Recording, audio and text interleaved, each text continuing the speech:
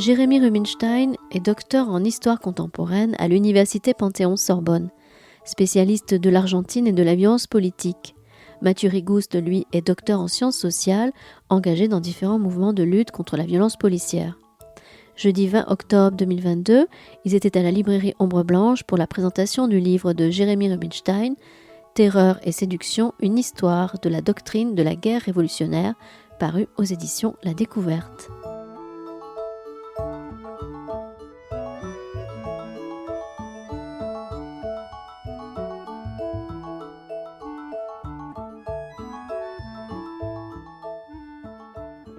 Bonsoir, merci d'être là pour cette rencontre. On est très très content toujours de recevoir les personnes qu'on invite, ce qui est assez normal. Pour le coup, sur le thème qui va être abordé ce soir, ça nous semblait important avec Christian, avec qui on organise les rencontres,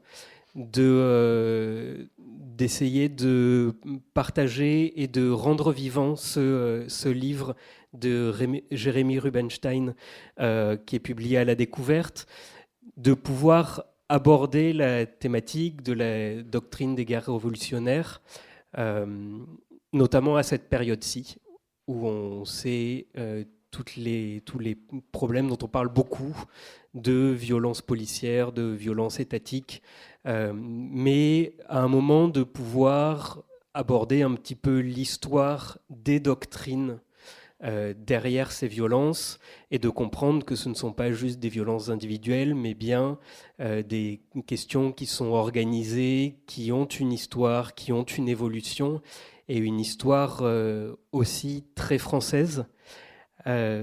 Et il se trouve qu'on a eu le plaisir d'avoir la proposition d'un dialogue avec Mathieu Rigouste, qu'on a l'habitude de lire depuis longtemps sur ces questions-là, dans des livres importants qui ont un peu lancé ces discussions à La Découverte aussi, mais aussi chez La Fabrique, notamment pour la domination policière, et puis depuis chez plein d'éditeurs,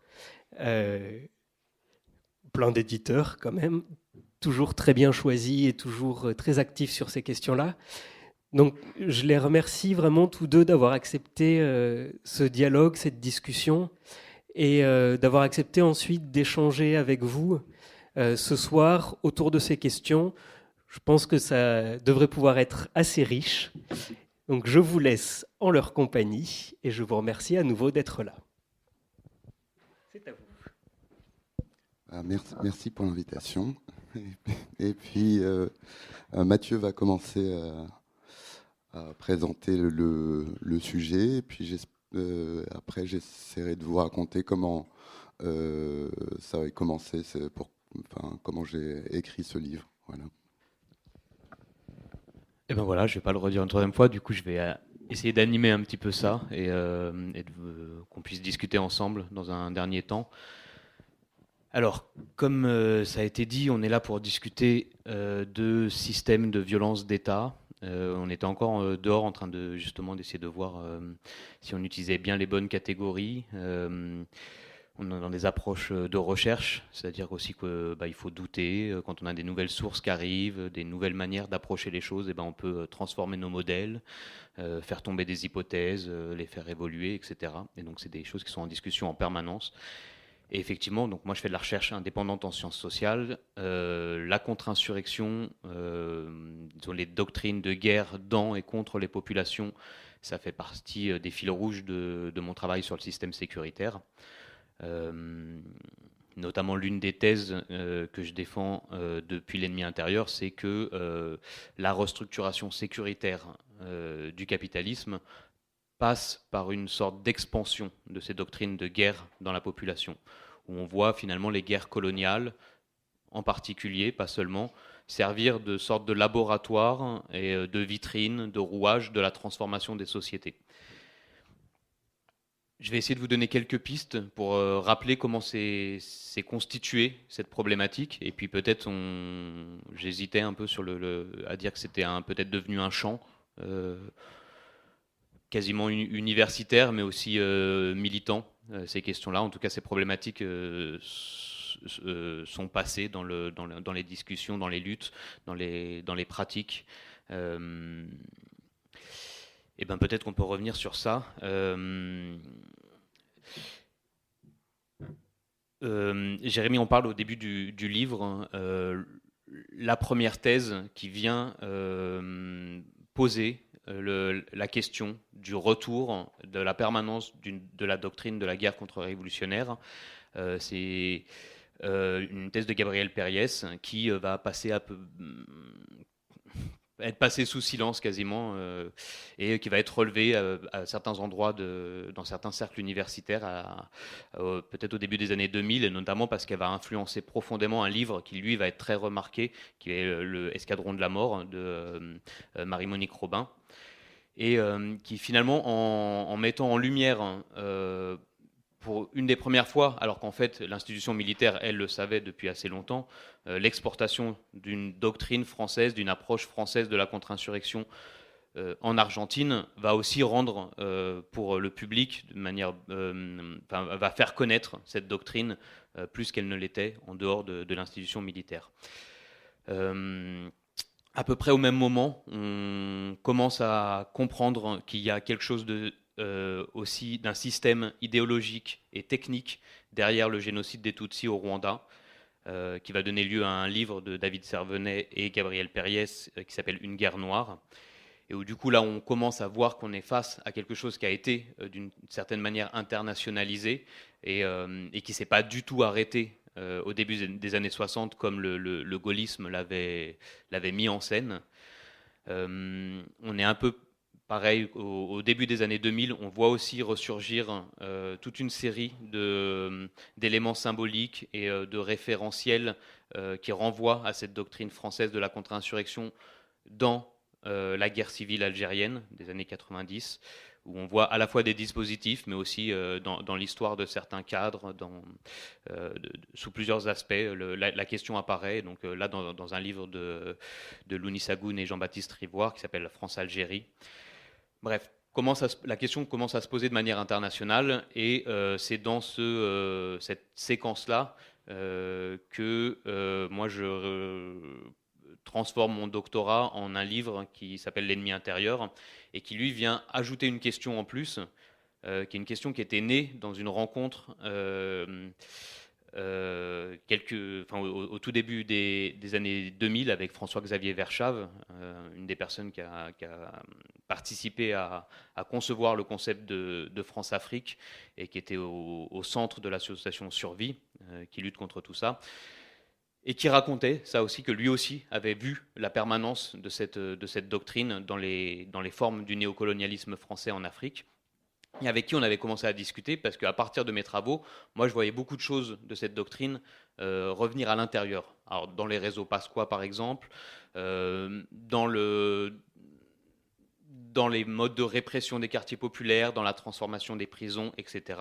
Et donc j'ai formulé cette hypothèse qu'il y avait eu, probablement, si cette doctrine avait eu une influence auprès d'armées du bloc occidental, d'armées d'Amérique du Sud, auprès des armées post-coloniales en Afrique, on pouvait poser l'hypothèse qu'elle avait sans doute eu une influence aussi à l'intérieur du territoire, à la fois sur les classes dirigeantes, donc là d'une certaine manière comme une sorte de logiciel de gouvernement, et puis sur les cadres de la police. Et puis on le voyait déjà un petit peu à ce moment-là, et Jérémy le développe aussi du point de vue d'une sorte dans le domaine des idées du néolibéralisme, à travers les doctrines de guerre économique. Bon, voilà, en tout cas cette hypothèse, et qui depuis on a vu à émerger aussi dans d'autres secteurs. On a des chercheurs et des théoriciens aux États-Unis, au Royaume-Uni notamment, mais en Inde aussi, qui proposent des approches de ce type-là, qui essayent de voir comment les guerres coloniales et les doctrines de contre-insurrection ont participé à fabriquer les systèmes sécuritaires à l'intérieur des sociétés contemporaines. Voilà pour lancer le cadre. Maintenant, je voudrais proposer à Jérémy, peut-être si tu peux peut-être te présenter, nous dire un petit peu comment tu arrives sur le sujet.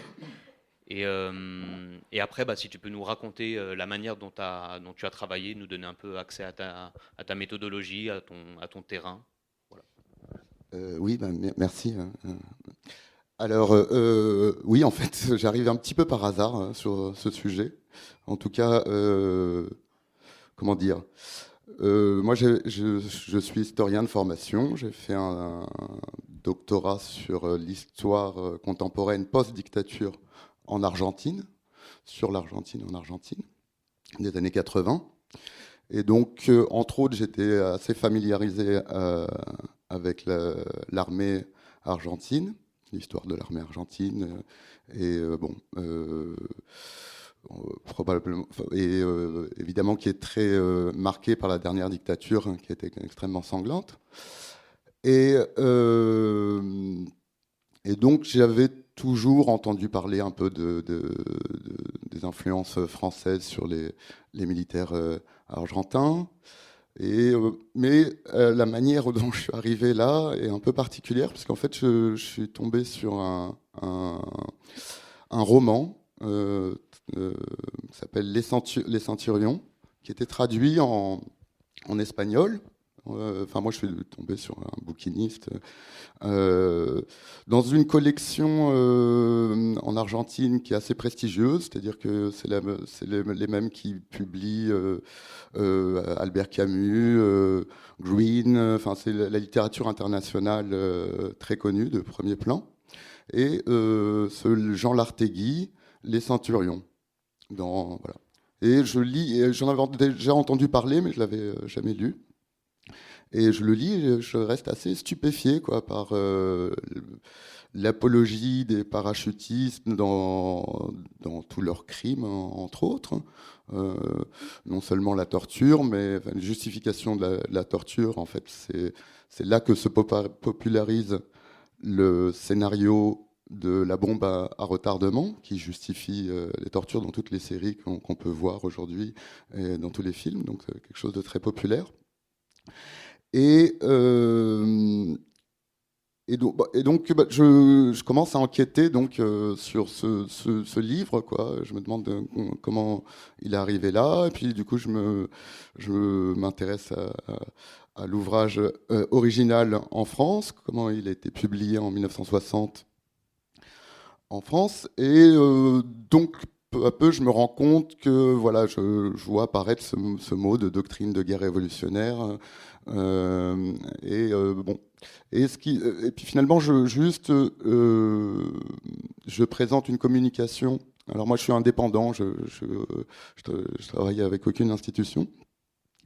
Mais justement, Stéphane Boisard, qui est justement là, a organisé avec un collègue en Argentine un colloque sur les droites et la circulation des idées des droites, etc. Donc à Sarmiento, si je me souviens bien. Et donc, je leur propose de donner les résultats de cette enquête sur ce livre, comment il a circulé, comment il est devenu un vrai best-seller pour le coup. Et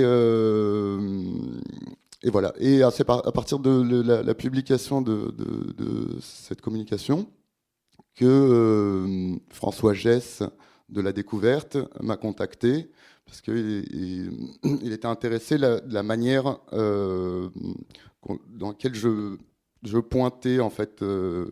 Évidemment, moi, je me rendais pas compte que c'était un peu particulier. Enfin, oui, tout de suite, en fait, souvent, quand on parle de doctrine de guerre révolutionnaire, de contre-insurrection, on parle comme si c'était une chose très militaire. Et que les études jusqu'alors étaient, quand elles faisaient le transfert d'idées, c'était souvent entre les écoles, entre officiers qui se baladaient d'un endroit à un autre, des officiers argentins qui viennent dans les écoles de contre-insurrection en Algérie, durant la guerre d'Algérie, entre autres, ou ensuite des officiers comme Ossares, que je pense que tout le monde connaît, qui a été instructeur à Fort Bragg, aux États-Unis, puis au Brésil, enfin bon, voilà. Et donc, on finit par avoir un objet qui semble très technique, qui passe d'officier en officier, d'état-major, etc. et là, en fait, on parle d'un roman qui est un roman de gare, quoi, hein, qui est un peu partout, qui a une adaptation d'ailleurs à Hollywood, alors assez édulcorée, mais dès 66, si je me trompe pas, avec Anthony Quinn, Alain Delon, Claudia Cardinal. Enfin, c'est de ça dont on parle.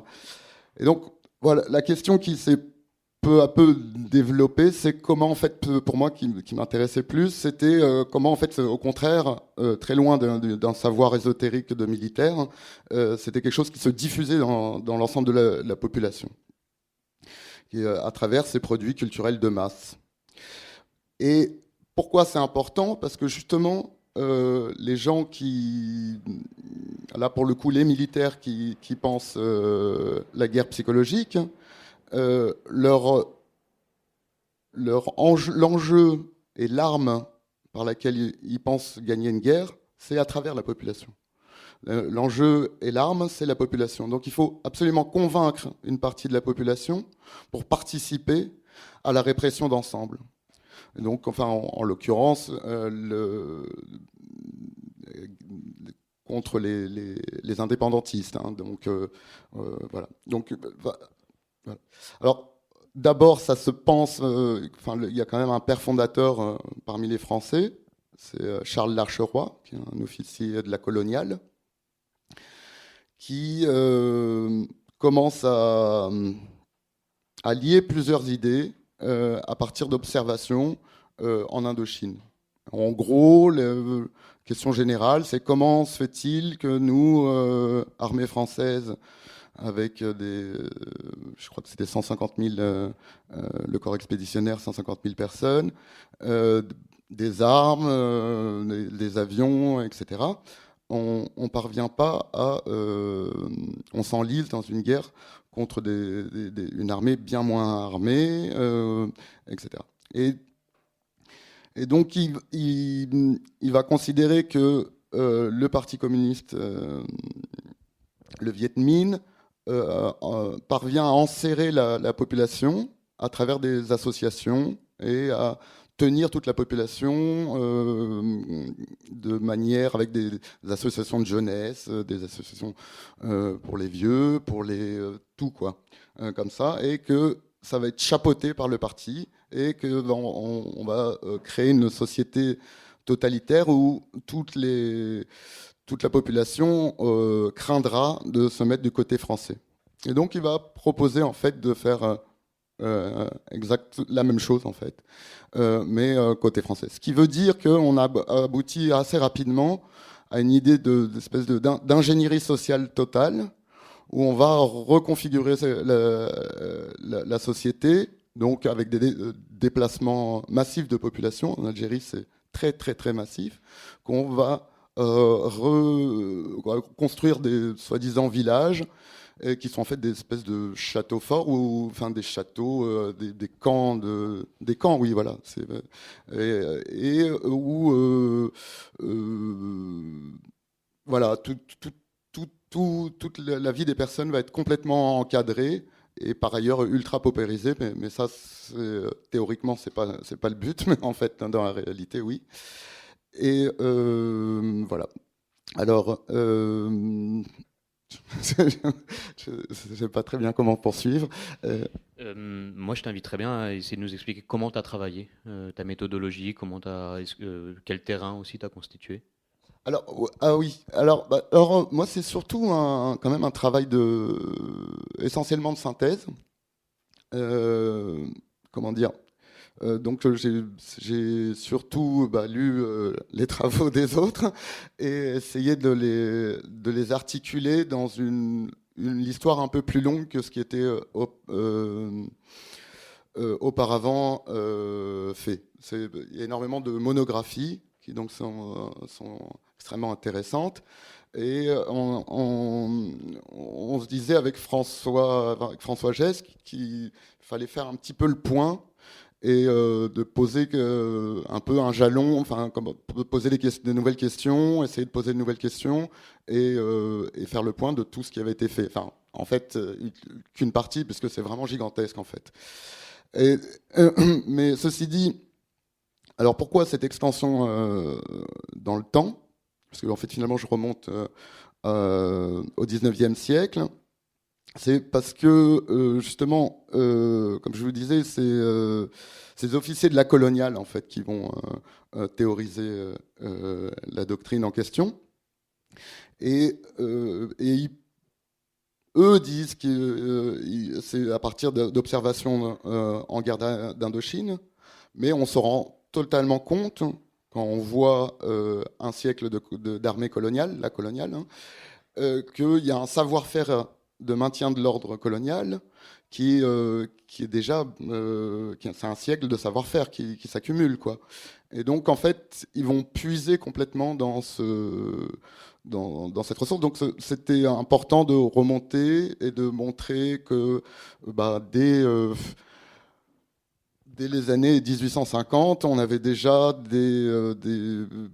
c'est pas exactement des manuels, mais des mémoires d'officiers coloniaux, en fait, des bureaux arabes, ce qu'on appelle de bureaux arabes, qui, globalement, on est déjà dans la conquête des cœurs et des esprits, qui devient un peu le slogan de la DGR, mais déjà on parle un petit peu dans ces termes-là. Alors, pourquoi ? Parce que ces officiers-là sont très peu nombreux et occupent des territoires gigantesques. Et donc, ils vont développer des méthodes de police politique pour pouvoir contrôler des grands territoires avec peu de personnes, avec très peu de ressources, en fait. Donc, comment ils font ? Ils vont coopter des aristocraties locales ou faire avancer la carrière de l'un, enfin faire passer un chef contre un autre, etc. Ils vont alimenter des conflits internes pour être les maîtres du jeu. Avec, encore une fois, très peu de personnes, puisque c'est un officier principal, il y a quelques adjoints, un médecin, et une soixantaine de policiers locaux qui sont jamais désignés comme soldats, mais bon, voilà, et qui vont permettre d'effectuer la répression quand ils veulent la faire. Et c'est dans des logiques déjà préventives. Donc dès 50, je crois que 54,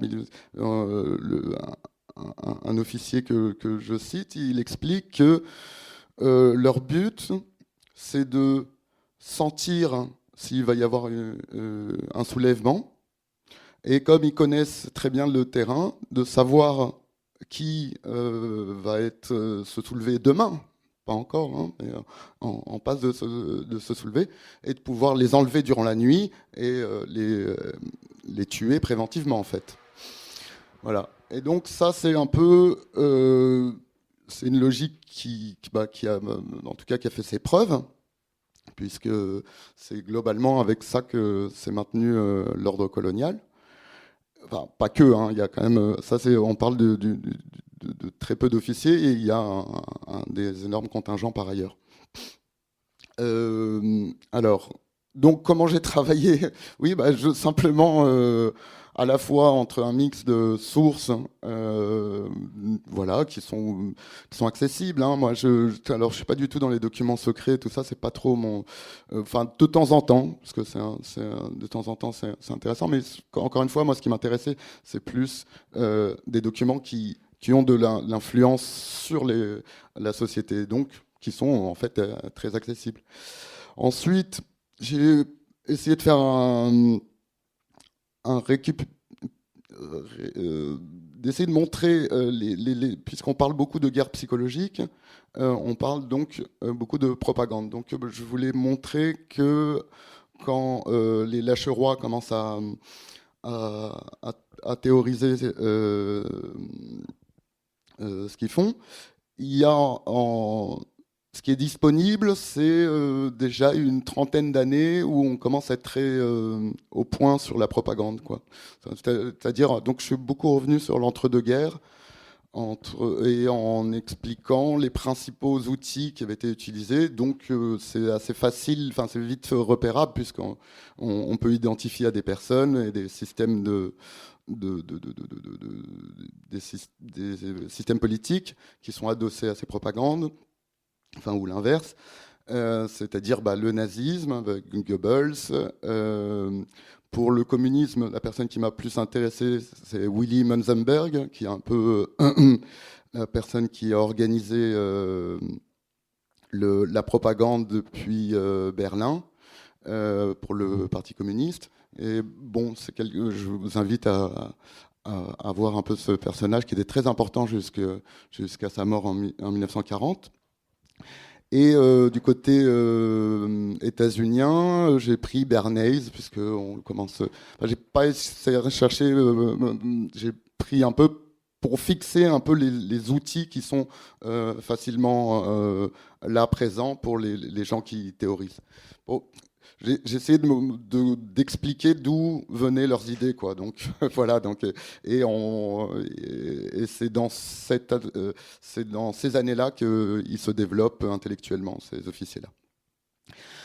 Et puis autre question qui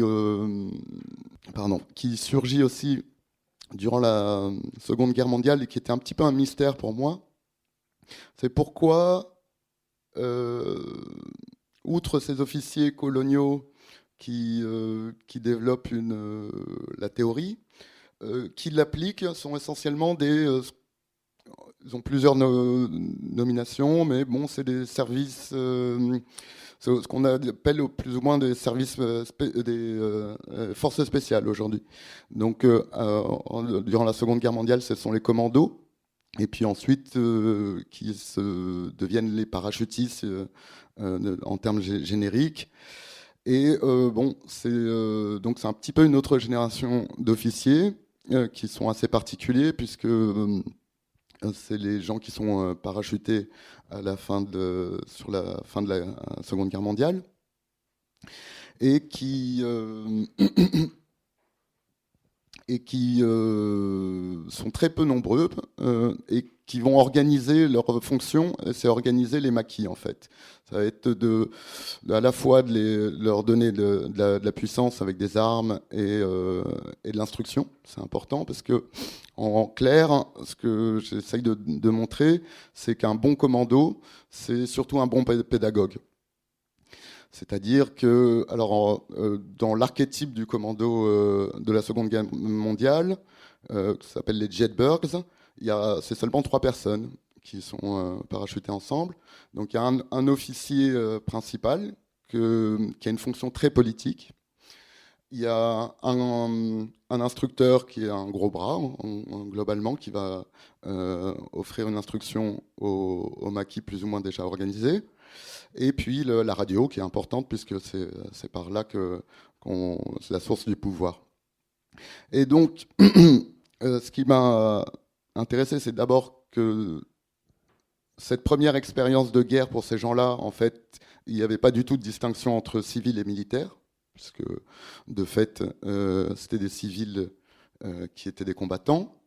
Et qu'eux-mêmes ont des parcours, c'est la Seconde Guerre mondiale, la France libre en soi, c'est une France combattante. Donc déjà, il y a un flou par rapport à cette séparation entre civils et militaires. Et d'autre part, c'est cette fonction très politique, c'est-à-dire l'officier principal là, des commandos, il faut qu'il cartographie les maquis, et dire, ceux-là, ils sont trop communistes, donc on va essayer de leur donner le moins possible d'armes. Ceux-ci, c'est un petit peu mieux. Voilà. Et donc, on va répartir les pouvoirs en fonction de ce qui nous intéresse pour éviter, en fait, une révolution suite à la libération. Et donc, c'est ces gens-là qui avec cette expérience-là, vont beaucoup être immédiatement aussi parachutés dans ce même genre de mission en Indochine, pour essayer de récupérer l'Indochine suite à... d'abord par rapport aux Japonais, puis contre Ho Chi Minh, contre le Viet Minh. Et puis ensuite, c'est eux qui sont un peu le cœur, disons, de l'application de la doctrine. Et en fait, voilà, je sais pas, j'ai encore pas répondu à ta question. Et après, il y a une extension aussi dans le temps jusqu'à aujourd'hui. Pourquoi ? Parce que ce qui m'a un peu aussi surpris et fasciné, c'est que je me suis rendu compte que ça s'introduisait non seulement à travers les produits culturels dont je vous parlais, mais aussi dans les entreprises. Beaucoup d'ex-officiers qui vont travailler dans des entreprises et qui il y a à la fois le management ou le marketing. On va se retrouver avec ce corps doctrinaire qui vont être recyclés en entreprise. Bon, je parle pas de la police parce que voilà, Mathieu en parlera infiniment mieux. Et donc on va se retrouver jusqu'à aujourd'hui de manière très présente. C'est-à-dire, pour bien voir, hein, Michel Froid, qui est le second de Lacheroy, quitte l'armée en 56 et en 1970, il prend la tête de la communication du CNPF, donc l'ancêtre du MEDEF. En fait, si ça s'appelle MEDEF, c'est en grande partie par Michel Froid, puisque c'est lui qui disait non mais patronat c'est pas terrible, c'est pas très sexy, entrepreneur c'est mieux. Donc voilà, on va se retrouver avec des choses venues du militaire qui vont organiser, disons, en grande partie la communication jusqu'à aujourd'hui. Et puis encore une nouvelle actualité à partir des années 2000, c'est que en fait on parle autant de ça, alors comme disait bien Mathieu, au départ, il n'y avait que Gabriel Péries qui avait fait une thèse sur ce sujet-là. Et je crois qu'il avait soutenu en 99, si je ne me trompe pas. Et bon, il y a eu le livre et documentaire de Marie-Monique Robin. Et puis, presque simultanément, il y a un général en poste en Irak qui est un fan de Bijard, puisqu'il faut mettre des noms, hein, qui est un véritable fan de Bijard, il cherche ses signatures, etc. Et qui va prendre beaucoup de poids en Irak. C'est le général Petraeus, qui après devient le chef des armées en Irak et en Afghanistan, puis le chef de la CIA. Et lui se revendique complètement de l'école française, et en particulier d'un auteur qui est un peu marginal, enfin même qui était très peu connu en France, qui s'appelle David Galula, qui était un officier français, qui était en poste en Algérie, qui ensuite a travaillé, s'est retrouvé aux États-Unis, et il a fait un premier livre sur son expérience en Algérie pour la Rand Corporation, et puis l'année suivante un manuel de contre-insurrection qui est un peu qui est vraiment la source d'inspiration de la contre-insurrection du manuel de 2006 des États-Unis, hein, du manuel de contre-insurrection.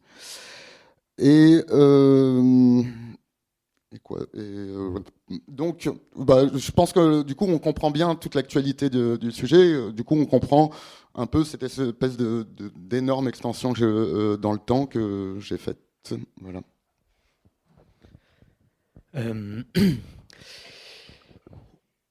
Il y a un moment où tu dis que, en fait, quand on travaille dessus, on a l'impression de l'avoir partout. Et j'ai eu la même impression en une quinzaine d'années de boulot sur le sujet.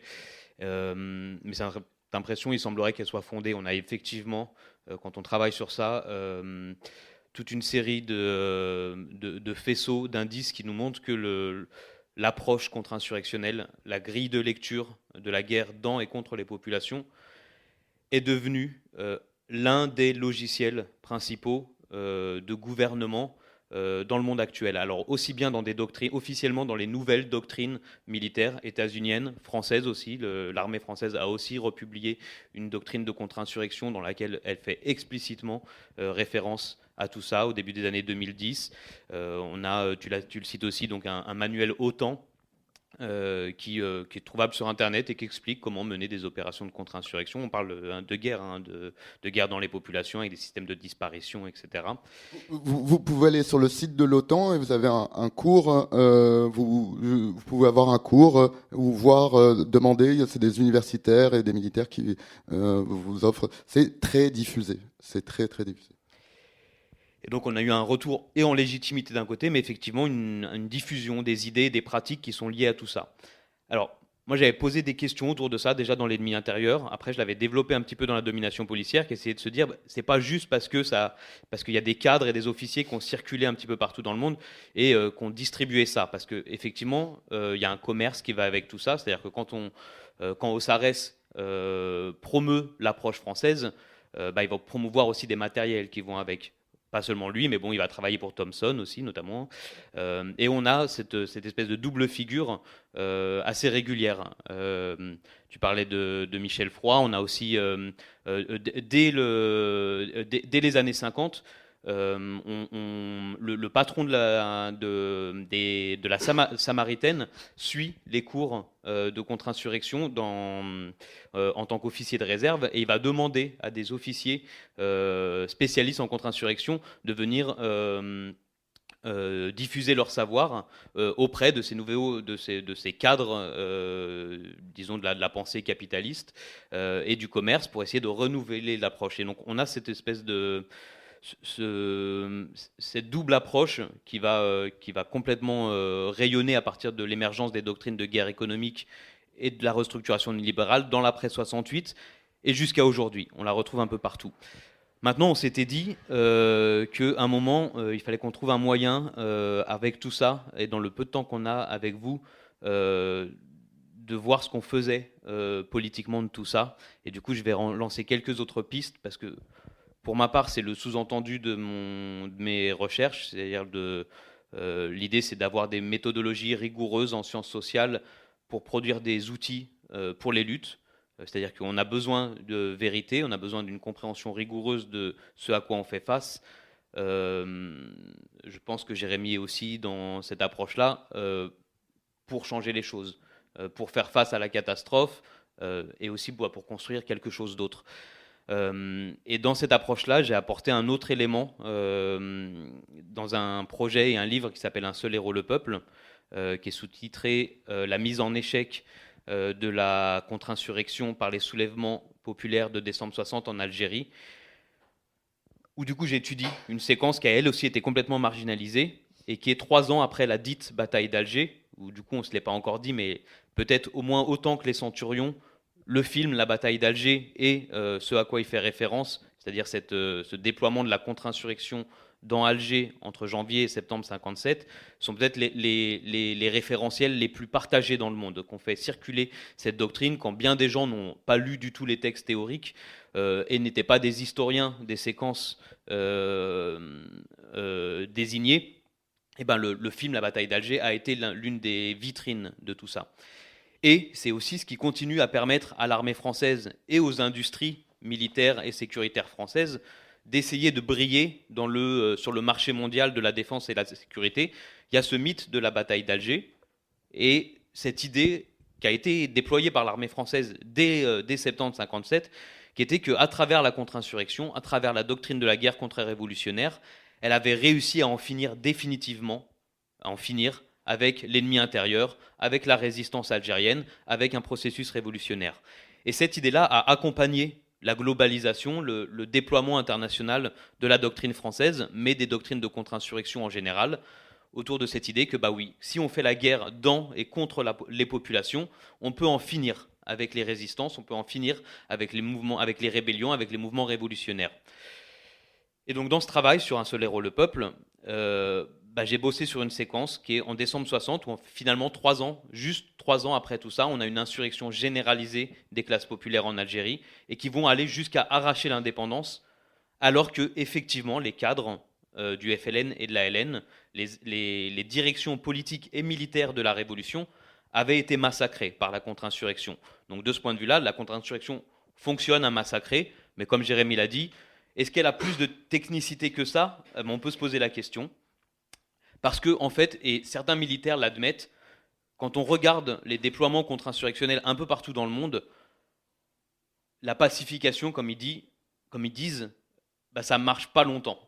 C'est-à-dire qu'effectivement, les pouvoirs arrivent à massacrer les populations, quelque chose qui n'est pas très nouveau, mais rétablir l'ordre social qui était déstabilisé, on en vient à se demander est-ce que ça fonctionne vraiment ? Parce qu'en l'occurrence, l'indépendance algérienne est arrachée à ce moment-là, et que dans la plupart des situations où il y a eu des déploiements, des formes de guerre contre les populations, les résistances se reconstruisent, les classes dominées, les classes populaires, les mouvements de libération se réorganisent par la ruse, par du détournement, contournent les systèmes de domination et puis petit à petit reformulent des manières de s'opposer. Et parfois, et même d'ailleurs Édouard Saïd le dit, dans l'immense majorité des cas, les peuples colonisés réussissent à obtenir leur indépendance. Alors après, on le voit, l'Algérie est un bon exemple, on le voit quand même, Fanon nous avait déjà averti à l'époque, on voit souvent des systèmes de domination être remis en place, notamment par des bourgeoisies nationales, par des classes dominantes locales, ce qui ne veut pas dire que donc, l'émancipation est un chemin constant et un processus long. Et donc voilà, je voulais en arriver un peu sur ça. Déjà, est-ce que tu penses que ça fonctionne ? Et après, est-ce que la contre-insurrection, ça fonctionne ? Moi, je spoil un peu mon approche, c'était justement de dire que ça fonctionne à massacrer, mais que la logique de fond de tout ça et qu'explique la globalisation de la contre-insurrection, c'est plutôt que ces déploiements de doctrine permettent de déclencher des guerres intérieures, civiles, longues et profitables, notamment pour les industries et pour les classes dominantes des pays conquérants. Ça, c'est une hypothèse qu'on peut aller tester dans plein de situations. Donc moi, je poserais cette question-là. Est-ce que pour toi, ça fonctionne ? Et après, peut-être qu'on pourra lancer une discussion avec vous sur qu'est-ce qu'on peut faire politiquement de tout ça, sous-entendu, comment on peut se l'approprier pour changer les choses. Oui, alors oui, c'est la question, est-ce que ça fonctionne ? Alors en tout cas, c'est assez paradoxal ce qui se passe avec l'armée française dans les années 50 et 60. C'est que, avec justement cette doctrine, c'est le moment là où vraiment cette doctrine est hégémonique dans l'état-major français, c'est-à-dire à partir de 54, on disait, jusqu'en début 60, officiellement. Et on a en fait deux guerres qui sont menées simultanément. En Algérie et au Cameroun. Or, en fait, au Cameroun, cette méthode, cet ensemble d'outils qu'on appelle doctrine, fonctionne. Et ils arrivent à écraser, et pour longtemps, le parti réellement indépendantiste pour réussir à imposer un pouvoir à la botte de la France. Donc c'est la naissance de la France-Afrique, si on veut. Et il y a un livre de Thomas Deltombe et deux de ses collègues, mais j'ai oublié leur nom. Manuel Domergue, et il y a un troisième auteur dont je sais pas. Ça s'appelle Cameroun. Alors voilà, tout le paradoxe, c'est que la guerre d'Algérie, non seulement nous, on a toujours entendu parler, mais aussi tous les officiers à travers le monde en ont toujours entendu parler. Mais c'est une guerre perdue par les officiers français. Et c'est celle qu'ils vont vendre. Et celle de Cameroun, qui est gagnée, l'officier en charge qui mène ces atrocités, regrette, on voit bien qu'il regrette d'être si peu connu. Oui. Et là, on peut que émettre des hypothèses. En tout cas, on voit que les officiers français sont très forts en rhétorique, parce que sur la guerre d'Algérie, c'est imposé une véritable absurdité rhétorique, qui est de dire c'était une guerre militairement gagnée, mais politiquement perdue.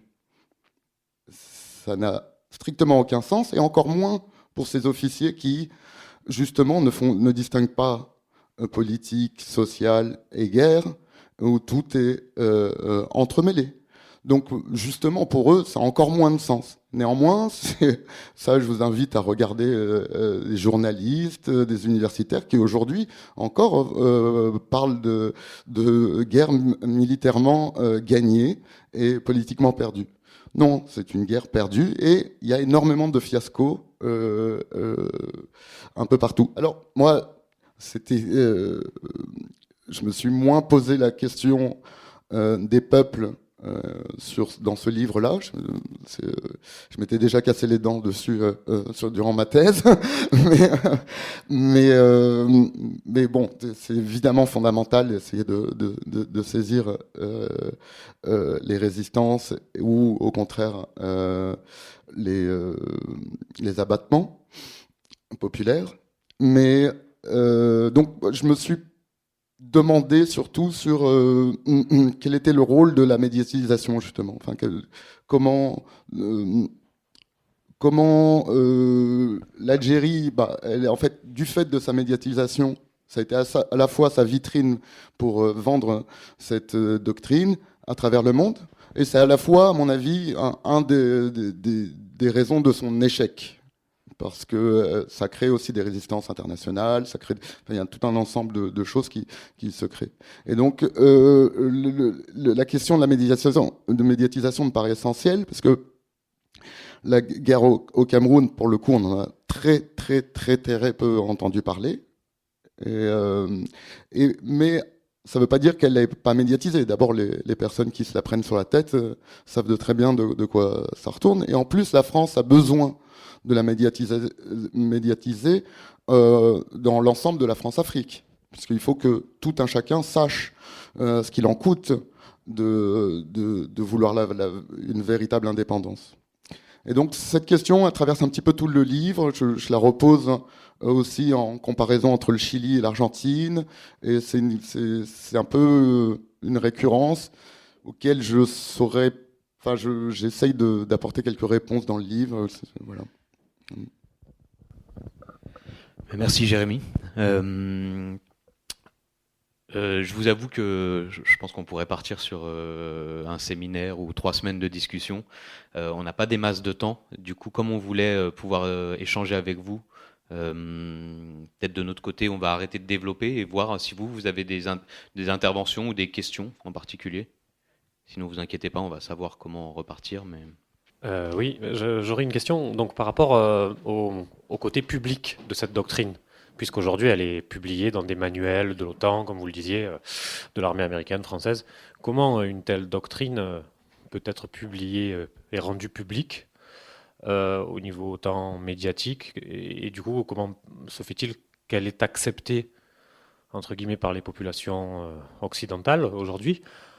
Surtout quand on voit, et c'est l'autre versant de la chose, c'est que vous le dites, parfois peut-être qu'elle réussit, mais bien souvent elle semble quand même échouer. Enfin, si on prend le cas de Patréus, là, en Afghanistan, en Irak, c'est quand même des échecs, je pense, monumentaux. Voilà.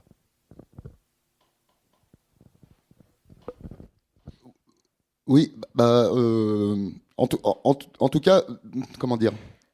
C'est encore une fois, c'est très politique et c'est pas du tout une question que de militaire, quoi. Donc immédiatement, voilà, Mathieu parlait tout à l'heure de la mal nommée bataille d'Alger. Durant ces mois-ci, en juillet, si je me trompe pas, 57, Lacheroy donne une conférence à la Sorbonne. Devant un parterre d'officiers de réserve, dont Valéry Giscard d'Estaing, dont énormément de gens qui occupent des postes ensuite dans les entreprises, dans la politique. Il y a des éloges dans les journaux, etc. Donc, comment dire, la conquête des cœurs et des esprits, c'est d'abord des élites dirigeantes. Et du coup, ensuite, oui, elles essayent de le diffuser. Moi, ce qui m'inquiète, c'est qu'on est pris dans ce que j'appelle la grammaire de la DGR, grammaire de doctrine de guerre révolutionnaire, c'est-à-dire qu'on finit par penser en ces termes de toujours. Là, vous voyez, à nouveau, cette semaine, il y a une nouvelle attaque sur les questions de vêtements dans les collèges et lycées. Et donc là, si je me trompe pas, le ministre de l'Éducation parle de, maintenant c'est des habits religieux par destination. Donc par destination, c'était ce que les armes par destination. Vous vous souvenez, durant les Gilets jaunes, c'était les lunettes de protection des yeux qui devenaient des armes par destination au niveau pénal. Et là, maintenant, on a des habits par destination. Bien. Alors là, en fait, on comprend pas ces gens-là, à mon avis, si on comprend pas la guerre psychologique telle qu'ils l'entendent. C'est-à-dire, eux, ils considèrent qu'ils sont dans une guerre où le vêtement dit des allégeances, et donc on doit être d'un côté ou de l'autre. C'est une bataille d'allégeance, et c'est ce que la DGR propose des outils pour gagner cette bataille d'allégeance. Alors, c'est c'est calqué, ce genre de bataille, et calqué, par exemple, c'est un officier qui était durant la dite bataille d'Alger, Paul-Alain Léger, qui, lui,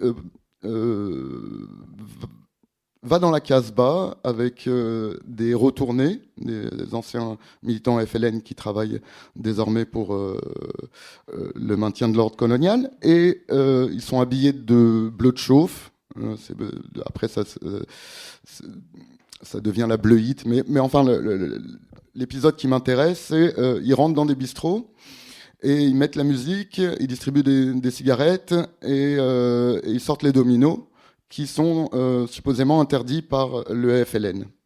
Et donc, lui, il considère qu'il gagne une bataille à partir du moment où les habitants, il les place en porte-à-faux, leur dire, et puis, ah oui, la première scène de ça, le patron du bar dit, bah non, on ne pouvait pas faire ça, et du coup, il se prend une raclée.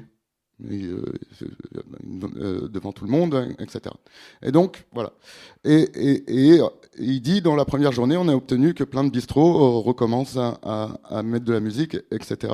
Et c'est ça, gagner une guerre psychologique. Et pour eux, c'est comme il y a un continuum, c'est le mot qu'ils utilisent depuis une quinzaine d'années, entre un habit, des intentions, et finalement un attentat. Voilà. Pour moi, je peux essayer de donner quelques pistes aussi. Je pense la question de base, c'est la même que comment ça se fait que des systèmes de domination tiennent, comment ça se fait qu'il y a des minorités qui peuvent vivre et exister sur l'exploitation et la domination de la majorité. Du coup, c'est la question de l'hégémonie, c'est la question de la production du consentement. Et justement, on pourrait en discuter parce que c'est super intéressant et je pense que ça touche à l'exemple que Jérémy vient de donner. C'est aussi donc comment on construit l'ennemi, qui est l'ennemi intérieur. L'ennemi, est-ce que c'est un sauvage, est-ce que c'est un barbare, qu'est-ce qu'il faut en faire?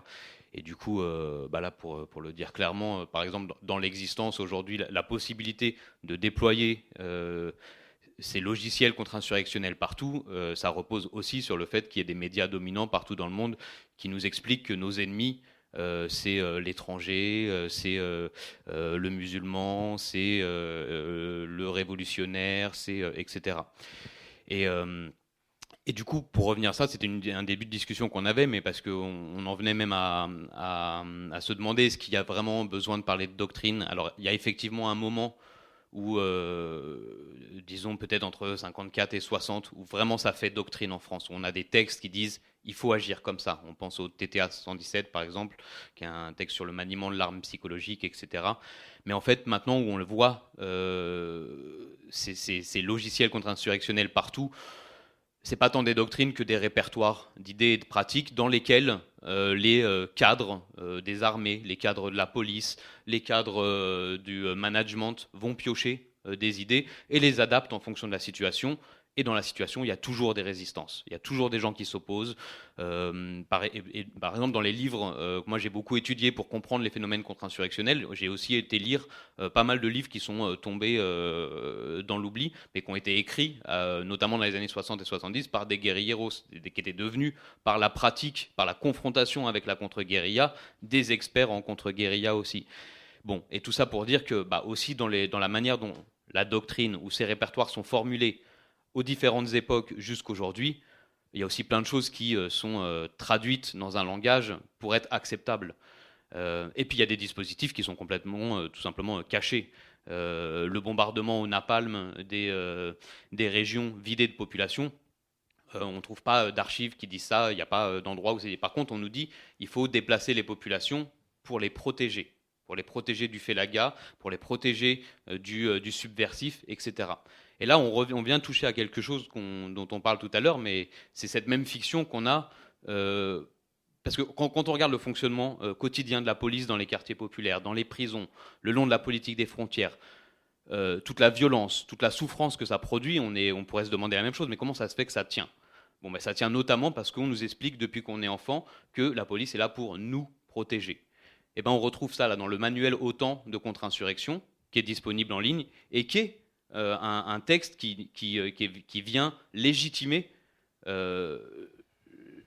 l'océan de violence qui a été déployé en Irak, en Afghanistan, et qui sert aujourd'hui dans la plupart des systèmes répressifs de tous les soulèvements de par le monde depuis 2019, depuis 2011, etc. Et dans tout ça, on a cette idée que c'est pour nous protéger. Et alors, c'est qui ce nous ? Du coup, cette espèce de fiction qu'on serait une seule et même société, il n'y aurait pas des dominants et des dominés. Parce qu'en l'occurrence, la police, comme les doctrines de contre-insurrection, servent effectivement à protéger des gens. Mais qui ? Les classes dominantes, les classes dirigeantes, etc., mais pas nous. Et donc, il y a un enjeu aussi face à tout ça, à déconstruire ces discours-là. On pourrait peut-être aussi se lister ces dispositifs qui apparaissent jamais. Mais par exemple, il y a l'usage des drogues, d'un capitalisme para-étatique, des drogues, et puis des guerres à la drogue. Ça, c'est très clair aux États-Unis, ça a été vraiment documenté, comment la war on drugs est clairement un protocole de contre-insurrection, et dont on trouve même des références explicites, par exemple aux méthodes françaises, mais bon. Et d'ailleurs, on a déjà l'usage de l'opium pour financer des unités spéciales en Indochine, etc. Mais on retrouve ces choses-là à différents endroits, donc l'usage des drogues, la restructuration du territoire, c'est-à-dire qu'en général, quand on déploie une guerre dans les populations et qu'on vide des territoires, on va pouvoir aussi reconstruire des nouvelles villes, des nouvelles infrastructures. Tout ça est un marché gigantesque. Et là, en Irak, évidemment en Palestine occupée, partout où on trouve des déploiements contre-insurrectionnels, on retrouve les mêmes géants industriels de la reconstruction qui viennent faire leur business en même temps que les marchands d'armes, etc. Donc ces choses-là sont connectées.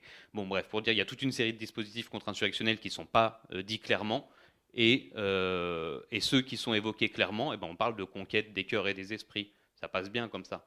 Bref, ça veut dire qu'il y a aussi une mise en fiction, une mise en scène de tout ça. Et effectivement, ça vient ouvrir une autre question, et qui est celle dont on parlait au début, mais en fait, finalement, c'est de quels outils critiques, nous, on se dote pour faire face aux idéologies dominantes en général.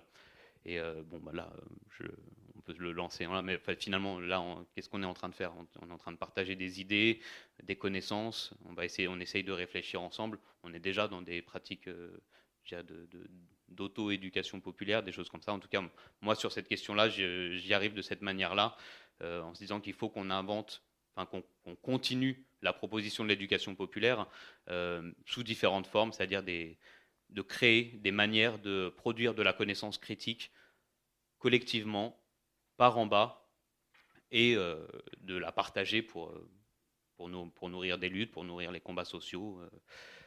Voilà. Est-ce qu'il y a d'autres questions, manières d'intervenir ? Oui. Merci. Je suis ravi de lire, voilà, de pouvoir lire ce livre, et je trouve que c'est une très bonne idée de rappeler ça, et d'autant plus aujourd'hui que est revenu sur le devant de la scène, notamment à l'occasion des dernières élections, cette espèce de guerre de civilisation. Nous serions dans une espèce de guerre de civilisation, un Occident menacé.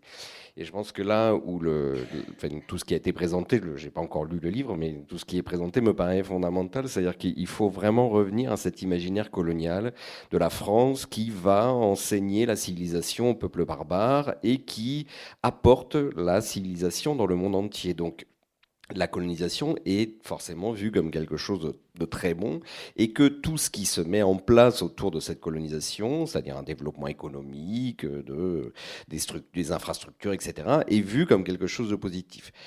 La difficulté qui va se poser, et c'est très important aussi de revenir au début, au 19e, et puis puisqu'il y a une première vague de mobilisation d'indépendance déjà dans les années 1920, hein, avec les frères musulmans, il y a un premier cycle là qui commence déjà à inquiéter, et puis il y a la révolution en Russie, bolchevique en Russie, qui montre que des peuples qui seraient manipulés deviennent des peuples dangereux. Donc finalement, l'armée qui se professionnalise à la fin du 19e siècle est une armée qui naît dans la peur du peuple. En fait. Ce peuple devient un problème, est un problème.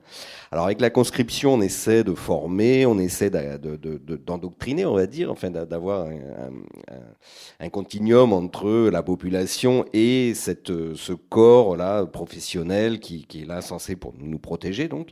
Mais tout ça va quand même naître là dans cette espèce d'idée que les populations représentent un danger. Et ces populations manipulées par le nazisme, sous le nazisme, sous l'Union soviétique, et tout ça montre à ces dirigeants qu'il faut absolument lutter contre ça. Ils se font surprendre par la décolonisation. Je pense qu'ils imaginaient qu'il y aurait un retour au statu quo après la Seconde Guerre mondiale.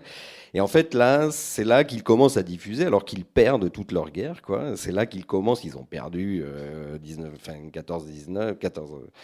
1914-1918, ils ont perdu 39-45, ils perdent les guerres d'indépendance, et ceci dit, ils arrivent quand même à vendre un modèle, mais qui du coup devient un véritable modèle de société. C'est-à-dire que je pense qu'il faut sortir et c'est là que je trouve vos travaux et tout ce que vous avez dit jusqu'à maintenant sont très intéressants. C'est-à-dire que on passe de la protection des frontières et d'un espace contre un ennemi extérieur à un modèle de civilisation où il faut contrôler de l'intérieur les populations qui deviennent ses ennemis intérieurs. Donc, partant de là, je pense qu'il y a vraiment une continuité, et tout ça se fait au nom de la civilisation. Alors, avec Jérémy, on a beaucoup travaillé sur l'Amérique latine, donc c'était défendre l'Occident chrétien, défendre le capitalisme, enfin tout ça fait un tout, en fait, fait un bloc. La civilisation, c'est un bloc dans les mentalités. Donc il faut bien penser, et c'est défendre le christianisme. Et si aujourd'hui on est encore dans cette espèce de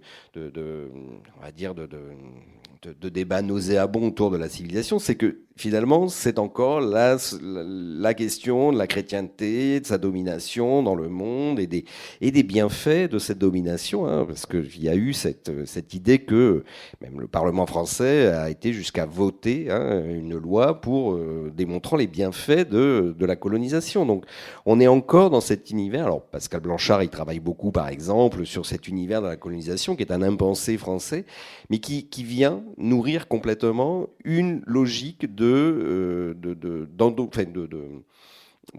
maîtrise de la société. C'est-à-dire que je pense qu'il y avait vraiment ce continuum. Alors là où ça m'intéresserait plus, c'est comment aujourd'hui voir, est-ce que c'est à travers une police de plus en plus militarisée qui finalement utilise exactement les mêmes méthodes, ou s'inspire complètement de ces méthodes de la doctrine de contre-insurrection, mais je suis plus intéressé de voir aujourd'hui et pas juste la déformation du chercheur qui, à force de tout regarder par un seul prisme, a l'impression de le voir partout, et peut-être logiquement, mais d'un autre côté, en quoi aujourd'hui, là, ce qui se passe, la manière dont sont gérés les États, et même les États dits démocratiques occidentaux d'Europe de l'Ouest, en quoi ça vous paraît encore être aujourd'hui une vraie question, cette doctrine de guerre là, contre-subversive, elle a pris plein de noms en fait. Oui, je crois que pour la militarisation de la police, je crois que Mathieu sera plus intéressant. Mais tu parlais d'une chose qui... C'est au nom de quoi on fait ça. Enfin, et c'est une question que se posent les doctrinaires, hein, enfin, les rédacteurs de ces manuels-là. En particulier David Galula. Enfin, je reviens beaucoup dessus dans le livre parce que je trouve ça assez fascinant, parce qu'ils se disent, bon, pourquoi les autres sont en train de gagner? Parce qu'ils ont une cause qui embarque la population, justement. Et donc, en fait, quelque part, ils admirent la cause de leur adversaire en disant, bon, bah, ça marche, quoi. Et donc, comme ils veulent calquer et faire l'inverse, eh ben, il leur faut une contre-cause. Ils écrivent littéralement, là, il y a un moment dans la contre-insurrection, il nous faut une contre-cause et il faut la choisir. Alors là, en fait, non. En tout cas, David Galula ne dit pas la civilisation, ou il dit rien. Il dit ça, il faut l'adapter à l'endroit. Non, la population, faut la connaître suffisamment. Alors ici, faut lui promettre une pseudo-indépendance. Là, une partie de révolution sociale, une répartition des richesses. Peu importe, en fait, c'est ce que dit David Galula. Et du coup, alors. D'une part, ça explique que du coup, ça puisse se répandre en fait absolument partout, et pas que seulement parmi les armées occidentales ou les pays dits occidentaux. Mais et d'autre part, il y a la réalité, ça c'est théorique, et il y a la réalité qui c'est presque systématiquement les extrêmes droites qui ont pioché dans ces outils-là. Voilà. Et donc, il y a une combinaison, une rencontre entre les catholiques ultra, donc de Verbe, voilà, et d'autres types d'extrême droite, et ce répertoire, comme disait Mathieu, qu'offrent les militaires avec leur manuel. Et donc, la cause qu'ils vont mettre, c'est souvent une cause de cet ordre-là. Voilà. Bon, on a déjà donné quand même quelques exemples de la manière dont ça se globalisait. Peut-être que je peux en donner deux autres qu'on n'a pas cités. Il y a notamment un dispositif qui est pareil, qui est lui peut-être aussi un peu une approche, qui est jamais mise en lumière, mais aussi parce que les contre-insurrectionnels finalement ont un regard fictif sur de légitimation plutôt que d'analyse sur ce qu'ils font. Mais c'est quand on regarde les différentes situations, les modèles contre-insurrectionnels ont aussi une tendance à éliminer les cadres ou les éléments les plus progressistes dans les résistances et dans les rébellions, et à laisser persister les éléments les plus réactionnaires, les plus autoritaires, et qui font que même quand l'indépendance arrive, quand on est sur une question coloniale, ou quand il s'agit de refermer un mouvement social, etc., eh ben, on a présélectionné des cadres avec qui l'État va pouvoir collaborer pour que rien ne change. Enfin, que rien ne change. Pour passer du colonialisme au néocolonialisme, ou pour pouvoir imposer sa réforme des retraites, etc. Et donc là, on a quelque chose qui est intéressant parce que ça va nous parler des luttes aussi, c'est-à-dire que la contre-insurrection fonctionne d'autant mieux qu'elle s'appuie sur des formes autoritaires, des formes verticales et des rapports de domination à l'intérieur des mouvements de résistance. Le sous-entendu, c'est qu'on a raison du coup de lutter à l'intérieur même des mouvements sociaux, à l'intérieur des mouvements de libération contre les rapports de domination qui s'y reproduisent, parce qu'en fait, ils préparent la reproduction des inégalités et des systèmes de pouvoir. Et à ce sujet-là, du coup, on a parlé un peu de classe et de race. Il y a une autre perspective là qu'on n'a pas abordée, mais qui est la question du patriarcat, et où en fait la contre-insurrection s'articule complètement avec tout ça. Tout à l'heure, on en parlait un petit peu sur la question de... Évidemment, dans les doctrines de contre-insurrection, il n'est jamais dit qu'il y aura un usage systématique du viol, et pourtant on le retrouve dans la plupart des déploiements contre-insurrectionnels. Les unités militaires ou militaro-policières pratiquent des systèmes d'agression sexuelle, d'écrasement des femmes à travers le corps, la pensée, l'humiliation, etc. Et donc de ce point de vue-là, peut-être il y a un livre aussi dont on n'a pas parlé, mais qui fait partie aussi de toute cette histoire-là, et qui est un livre de Jules Falquet qui s'appelle Pax Neoliberalis, je crois, et où du coup elle propose, à partir d'une étude sur les violences faites aux femmes et sur les féminicides, notamment au nord du Mexique et dans plusieurs pays en Amérique latine, où elle propose de considérer les féminicides et les systèmes de violence d'État et mafieux à l'égard des femmes comme des protocoles contre-insurrectionnels qui viendraient à la fois écraser le mouvement de libération des femmes et puis restructurer le capitalisme patriarcal. Et le livre est, moi je trouve, très convaincant, surtout du fait que dans toutes les situations dont on vient de parler, il y a des régimes de violence particuliers faits aux femmes et aux minorités sexuelles et de genre qui s'articulent complètement au protocole de contre-insurrection. Voilà pour se redonner des pistes. Alors, juste, effectivement, c'est pas dans les manuels de contre-insurrection le viol, c'est pas explicitement dit. En revanche, dans le roman de Lartegui, oui. Là, le viol a deux fonctions.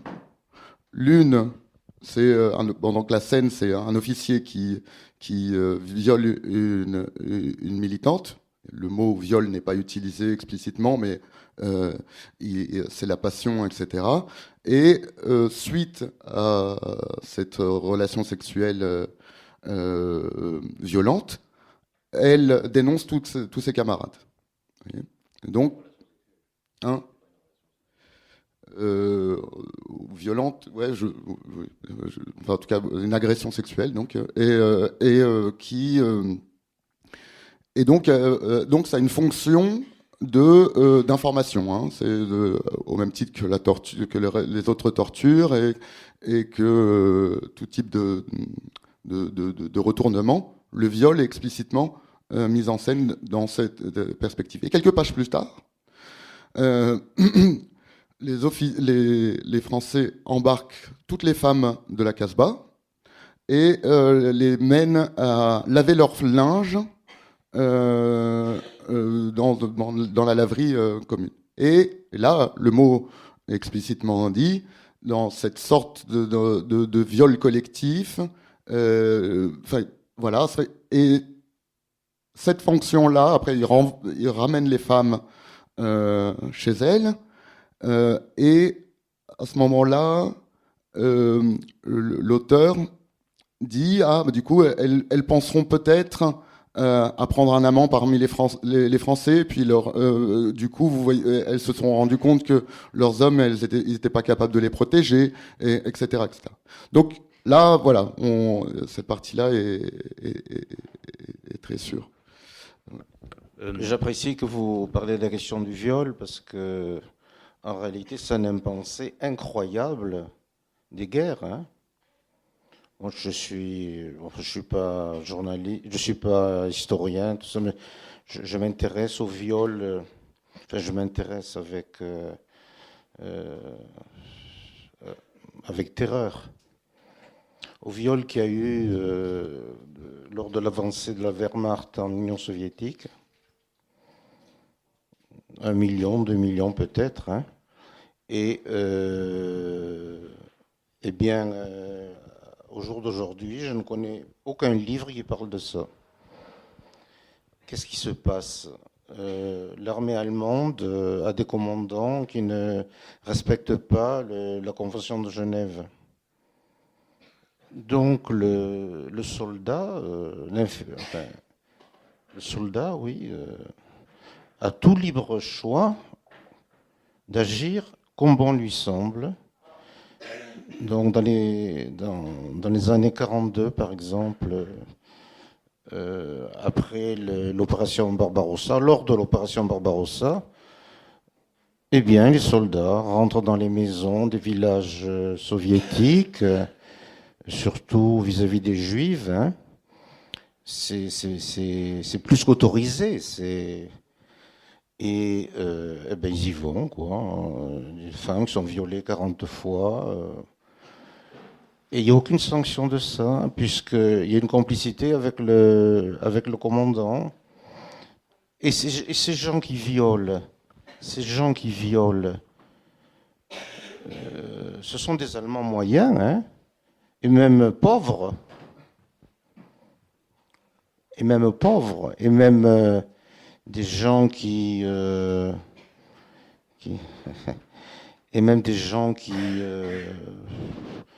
sont des Allemands modestes du peuple.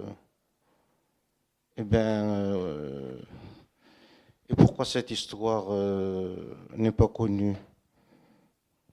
Parce que ce sont les Américains qui n'ont pas voulu que l'histoire se connaisse. Parce que M. Jackson, qui a décidé du sort de l'après-guerre, il a dit que dans le procès Nuremberg, que ce qui s'était passé, c'était un complot organisé par M. Göring, Goebbels, Hitler et les autres, Himmler, contre le peuple allemand, à son insu. Je vais reprendre la parole parce qu'on arrive à la fin du temps qu'on a à partager ensemble. Peut-être je te laisserai conclure, peut-être juste se dire que sur ce sujet-là, comme sur d'autres, le déploiement de la contre-insurrection sous différentes formes, c'est aussi le fait, c'est quelque chose qui réagit aussi à la multiplicité des luttes, des résistances partout dans le monde. Et que du coup, on a raison d'observer tout ce sujet-là, pas comme un système implacable, absolu, qui réussirait exactement à se déployer comme il le prétend, mais en fait, dans toutes les situations, que ce soit la contre-insurrection ou les rapports de domination, font face à des résistances, à des rébellions qui se reconstruisent. Et donc, on a raison de continuer à s'organiser, à résister, à lutter. Est-ce que je te laisse conclure ? Vous pouvez me répondre un tout petit peu, s'il vous plaît? Et oui, vous avez plus le temps, c'est toujours pareil, quoi. Alors, je sais pas très bien conclure, mais oui, il y a parmi les armes pour face à tous ces dispositifs. Je crois qu'il faut les regarder aussi quand ils déploient de la communication, tout ce que ces dispositifs de manipulation des esprits, etc., qui sont de la com, sont quand même, faut bien les voir dans leur aspect complètement ridicule, quoi.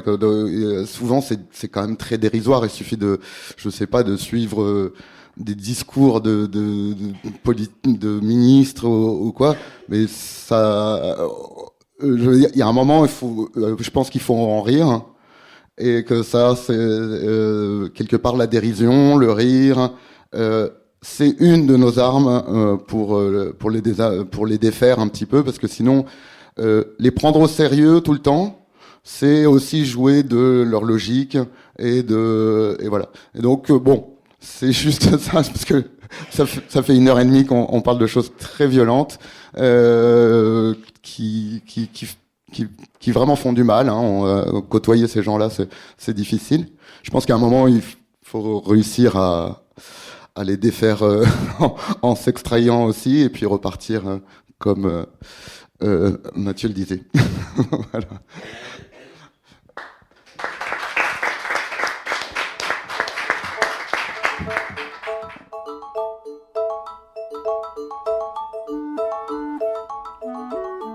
Vous avez pu entendre à l'instant une rencontre enregistrée le 20 octobre 2022 à la librairie Ombre Blanche autour du livre de Jérémy Rubinstein, Terreur et séduction, une histoire de la doctrine de la guerre révolutionnaire, édition La Découverte, réalisée et mise en onde par Radio Radio.